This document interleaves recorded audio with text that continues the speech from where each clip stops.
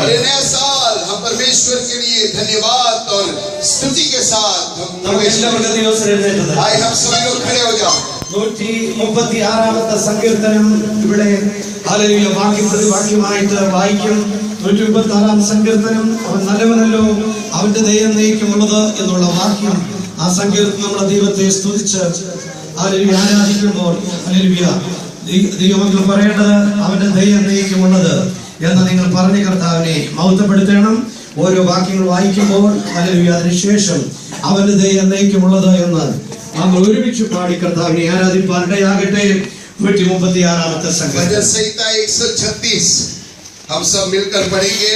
केवल आपको उसके आखिरी पदों को कहना है, उसकी करुणा सदा की है। Praise the Lord. Amen. യഹോവയ്ക്ക് സ്തോത്രം ചെയ്യുവീൻ, അവൻ നല്ലവനല്ലോ. उसकी करुणा सदा की है। ദൈവാദി ദൈവത്തിന് സ്തോത്രം ചെയ്യുവീൻ, उसकी करुणा सदा की है। കർത്താദി കർത്താവിന് സ്തോത്രം ചെയ്യുവീൻ. ഏകനായി മഹാത്ഭുതങ്ങളെ പ്രവർത്തിക്കുന്നവനാ, ജ്ഞാനത്തോട് ആകാശങ്ങളെ ഉണ്ടാക്കിയവനാ, ഭൂമിയെ വെള്ളത്തിന്മേൽ വിരിച്ചവനാ, വലിയ വെളിച്ചങ്ങളെ ഉണ്ടാക്കിയവനാ,